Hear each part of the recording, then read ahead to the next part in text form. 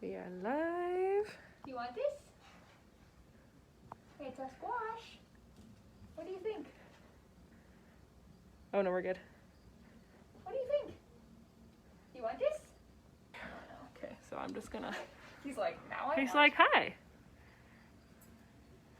If worse comes to worse, you can all. You want this? Gotta yawn first. Okay. We have one viewer.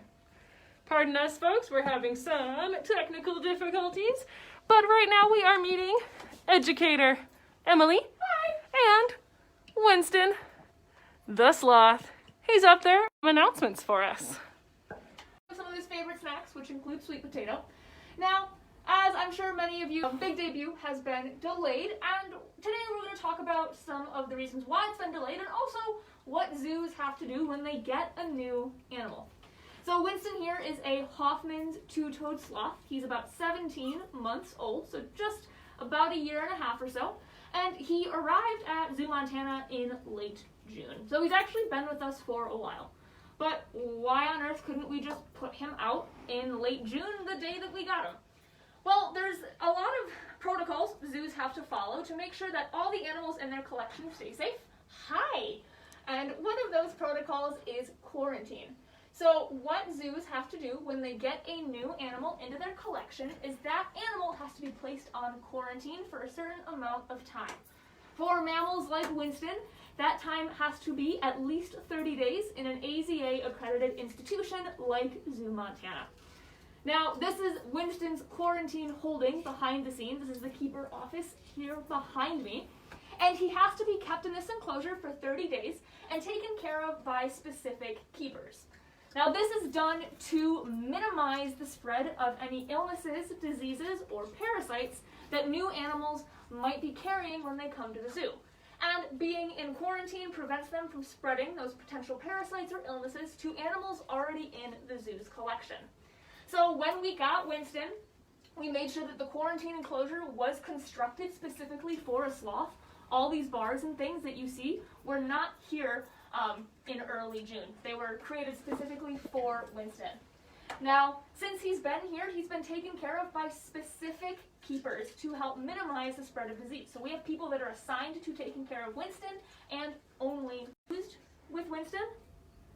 It had to reconnect. Just let them know. Okay. Folks, we have been having some internet issues, so we might be coming in and out a little bit, but bear with us because I'm sure you guys really want to see Winston and learn about this quarantine process. So I was talking about how keepers have to take care of Winston, that we get certain keepers assigned to him so that they're only taking care of that one animal while they're working at the zoo. But any equipment that they use with Winston, whether that's training equipment or food dishes or cleaning supplies, those can only be used with Winston, and after every single use, they must be cleaned and sanitized heavily before they can be used in other parts of the zoo. Now, quarantine period for different animals varies. So like I said, for mammals, it's 30 days in an AZA accredited facility. However, for reptiles, so snakes and lizards like our bearded dragon, the quarantine period is 90 days for 30 days. Sweet. Well, we can't put him out just yet. We also have to make sure that he has no parasites. So how on earth do we figure out if Winston here has parasites? Well, we have to collect his poop. It's not a glamorous process. Fecal samples from animals in quarantine, and then send those fecal samples to a vet.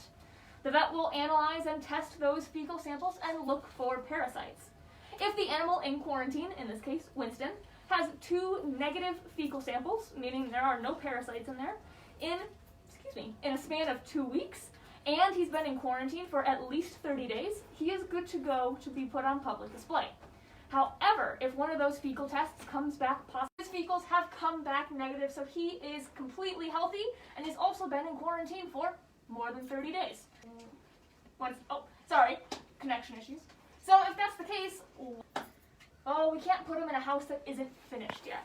So unfortunately, due to COVID-19 and the shipping delays and equipment shortages that have come as a result of the pandemic, construction of Winston's enclosure has taken longer than expected.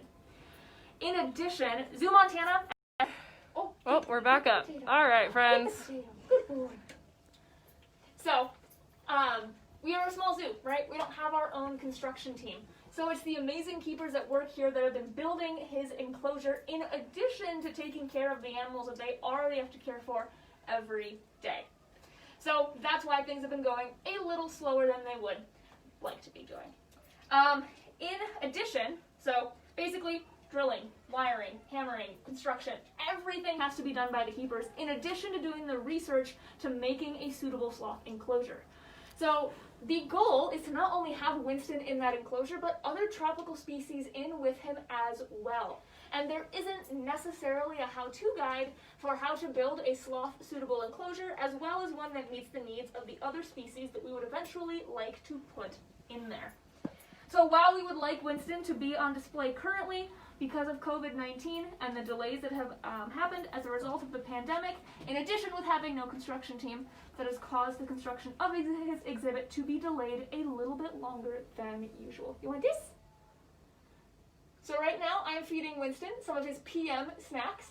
So right now he's getting some yellow summer squash. I've also fed him some sweet snap peas. I think he has had a variety of different snacks today.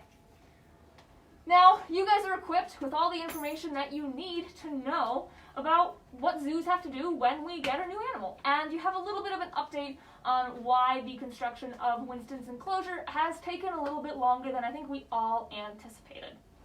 Now, I'm sure you guys remember, we had a post go up about a week and a half ago talking about Winston announcing this special Facebook Live, and we gave you guys a little bit of a challenge. We put out our sloth activity sheets. Now, Winston here was very much looking forward to seeing if anyone had any cool designs for his enclosure. But unfortunately, we didn't receive any scans or photos of any enclosure designs. So, if you still want to submit those, definitely submit it to ZooMontana1@gmail.com. But we do not have anybody to select for a 4-pack family pass to the zoo today. However, we will be doing a special Facebook Live on the day that Winston is put into his complete enclosure. So make sure exhibit enclosure construction is going, display. So if you're not already, make sure that you are following the zoo on Facebook, Twitter, and Instagram to make sure that you guys are staying up to date on all of the fun sloth updates.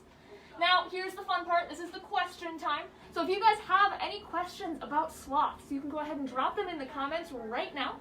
I will answer a couple questions while I continue to feed Winston his afternoon snacks. So far, we just have one person saying, I think people forgot it's a small Montana zoo and y'all do what you can with the donations and time you have. Y'all are great. Keep doing what you're doing. Thank you so much, Nyoka. That's so wonderful of you.